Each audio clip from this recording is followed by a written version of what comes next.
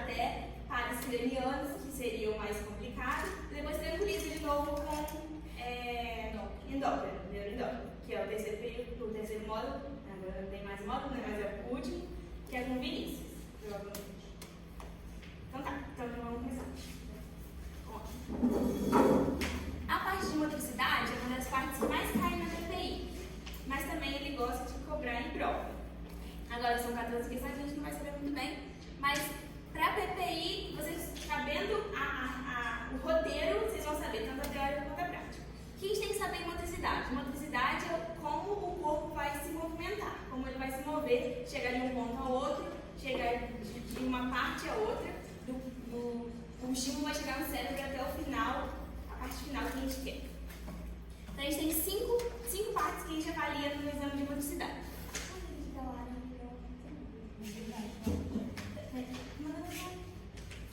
Vamos lá, primeiro trofismo.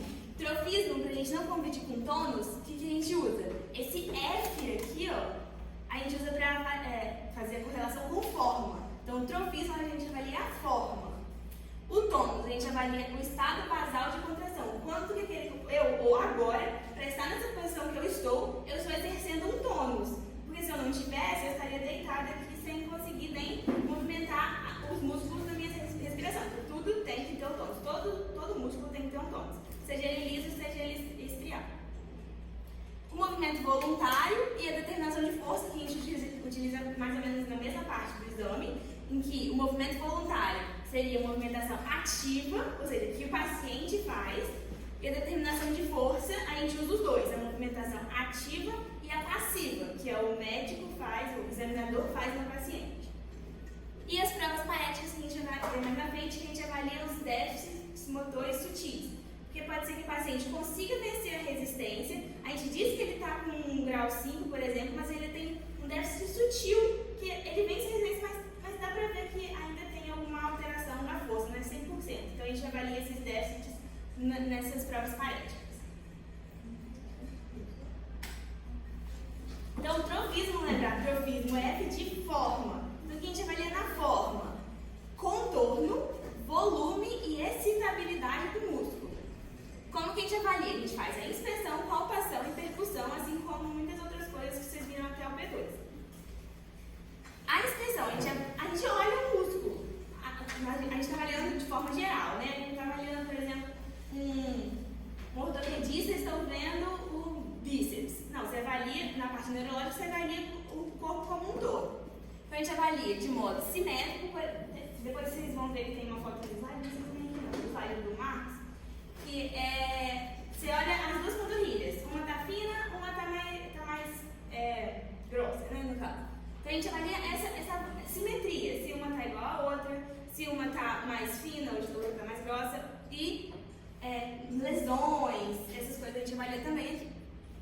Em direção rosto-caudal, ou seja, crânio-caudal, da parte da cabeça até o pé. E a gente avalia volume, contorno, assimetria e desproporção. A gente avalia aqui também, por exemplo, tem uma foto, depois a gente mostra. A distrofia de Duchenne, que tem a panturrilha, é uma das principais sinais patognomônicos daquela doença. Uma panturrilha fica mais fina do que a outra, uma desenvolve mais que a outra. E a gente avalia uma assimetria, por exemplo. Na palpação, a gente precisa avaliar que o músculo é semi-elástico, então ele não pode ser muito rígido, nem muito amolecido, então ele tem que ser semi-elástico, assim como a tireoide, as coisas semi-elásticas do corpo. E aí a gente palpa mesmo, vai palpando o músculo, bíceps, aqui os adutores, polegar, tudo, panturrilha, coxa, vai palpando para avaliar a consistência. E aí você pode avaliar, se ele ficar mais fino, pode dizer a favor de uma substituição fibroadiposa, ou seja, uma cicatriz mesmo que vai crescendo no corpo e vai deixando aquele membro mais rígido, ou amolecido, que a gente vê uma hipotonia, um hipotrofismo. Seria uma pessoa que não consegue se mexer, por exemplo, tem algum paraplegia, que você não consegue movimentar o músculo, então ele vai ficar mesmo hipotrófico. E a percussão, você vai fazer a mesma percussão, o dedo médio e o indicador, e a gente avalia hiperexcitabilidade e fasciculações. Muitas vezes a gente não tem o olho fica tremendo, perna, que eu treino de vez em quando, aí a gente pode avaliar isso também. Às vezes você percute e gera, às vezes, fasciculação. Alguma dúvida aqui?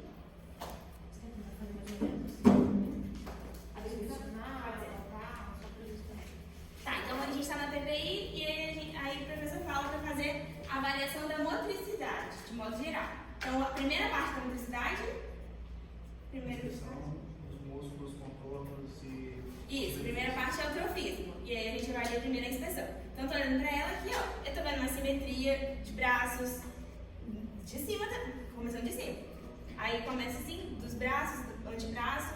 Aí a gente pede para ele despir, né? Das pernas. Beleza. A palpação, eu vou palpando mesmo e vou vendo que, sempre comparando um lado com o outro. Vendo que o paciente está com a mesma consistência fibroelástica, as pernas, panturrilhas, todos os músculos. E a percussão você vai fazendo isso mesmo. Você coloca o dedo médio e vai fazendo a percussão para ver se está hiperexcitável ou gera fasciculação. As fasciculações e a hiperestabilidade vai ser idiomuscular, ou seja, no mesmo músculo que a gente está fazendo. A gente não vai fazer uma percussão aqui e vai gerar uma fasciculação, uma hiperestabilidade no antebraço, por exemplo. É idiomuscular, no mesmo músculo que a gente está. E fasciculação não é normal, tá, gente? É, o paciente já está normal. Tem até uma questão sobre isso. Ah, tá. E a percussão também acho que pode ser assim, ó. Só assim mesmo, ó. Entendeu? Às vezes não precisa botar, você pode fazer das duas formas. Mas aí vocês vão perguntar ao professor de vocês, ainda mais que chegou uma professora nova, mas a percussão também pode ser feita assim, você vai percutindo e sempre comparando, tá? E essa percussão não é pra você escutar o barulho, igual a percussão que a gente faz. É só pra ver a estabilidade do músculo mesmo, tá, gente? Ai, músculo aceita. Agora, o tônus foi o que eu falei. Pra você, existe o tônus basal, que é o que você está naquele momento, sem pensar em fazer uma contração. Se eu levantei meu braço, estou pensando que eu quero levantar o braço, e ele tem um tônus para isso. Mas o basal a gente tem para manter em pé, manter as configurações básicas. A gente observa a postura do paciente, primeiro de tudo, que ele vai chegar andando, você vai ver. Se ele está andando, ele tem um tônus nas pernas, nos braços, para movimentar os braços e as pernas. Pelo menos isso. Se o paciente chega acamado, ou você chega no hospital, vocês vão ver, por exemplo, o paciente acamado, você não vai conseguir avaliar o tônus muscular dele avaliando ele naquele momento. Só, pelo menos as pernas, né? E aí o que a gente faz? Uma movimentação passiva das articulações. A gente consegue avaliar o tônus, o médico, o avaliador, fazendo movimentação. Por quê? O avaliador fazendo movimentação, ele vai conseguir saber se aquela articulação está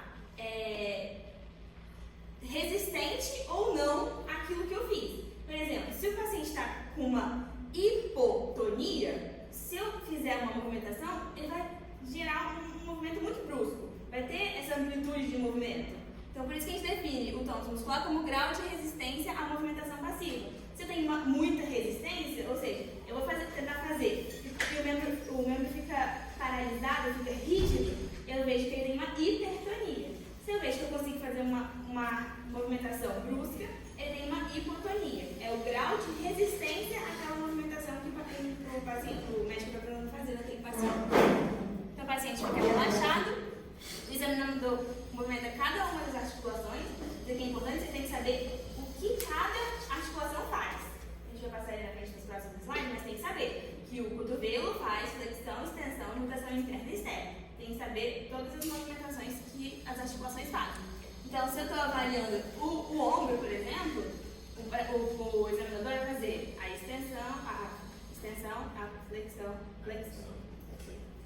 E a rotação interna e externa. Ele que vai fazer, avaliando o grau que aquele paciente tem aquela movimentação.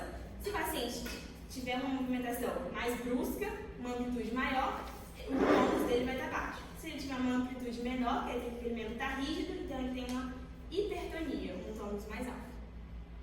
Aí o paciente vai, tipo assim, relaxar a articulação, entendeu? Ele não pode aplicar nenhuma resistência, tipo assim.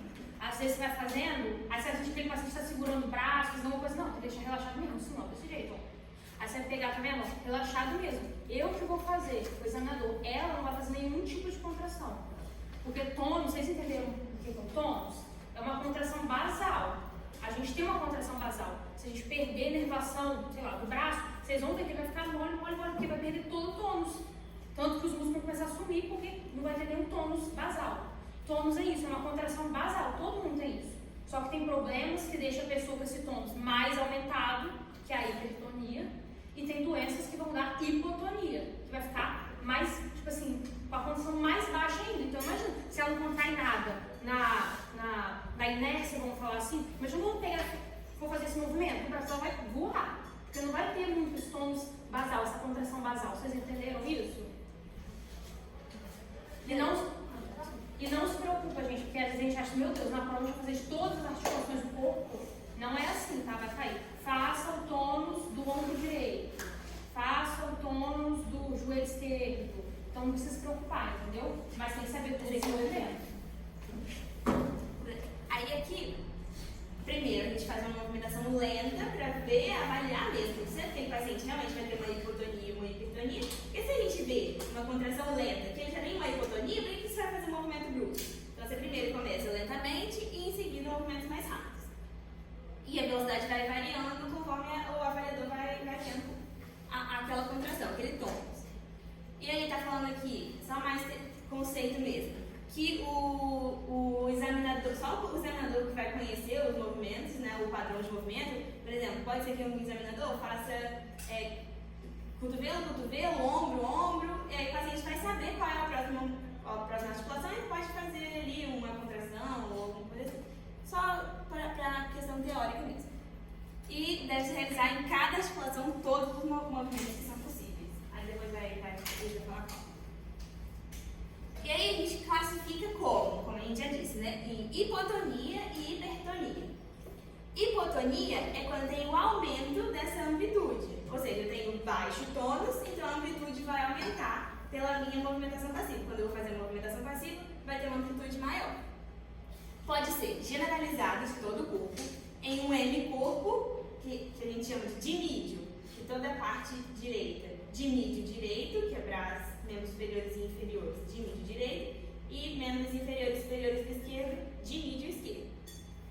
Ou segmentar, só nos membros superiores, só nos membros inferiores, só no membro inferior direito. Então tem que classificar hipotonia generalizada em hemicorpo ou só em um segmento. Qual segmento?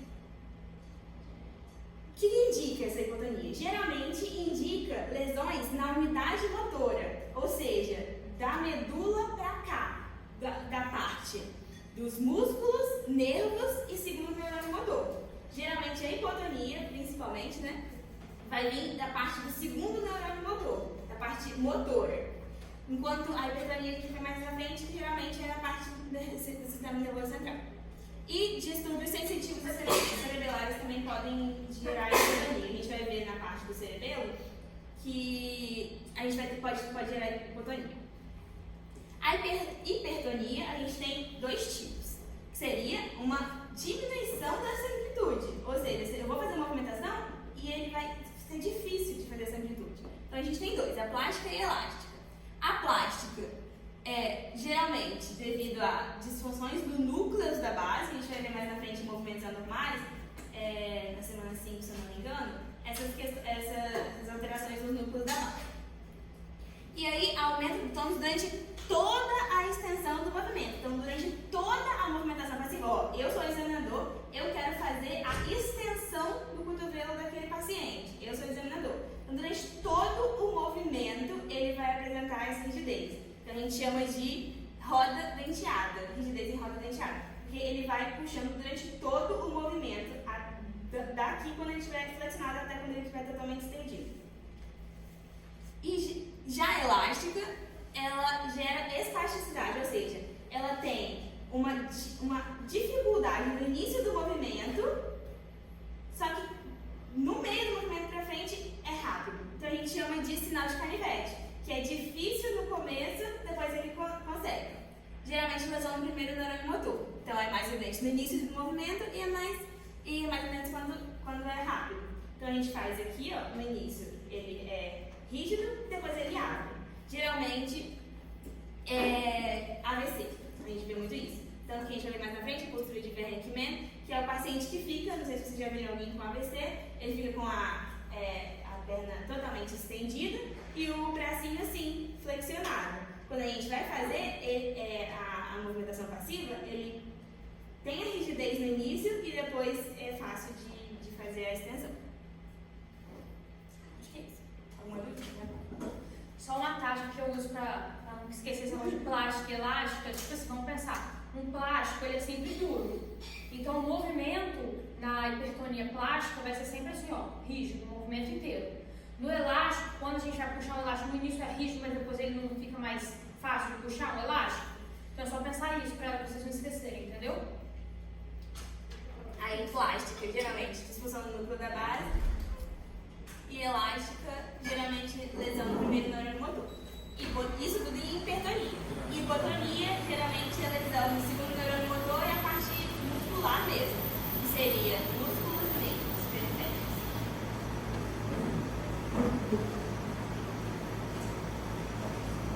Peguei uma imagem para avaliar, a gente vai ver melhor isso em reflexos. Que o primeiro neurônio motor, ele é inibitório sobre o segundo. Então, o primeiro neurônio motor, não sei se vocês já viram em fisiologia, não sei se vocês passaram ainda, mas o primeiro neurônio motor é o que vem do sistema nervoso central até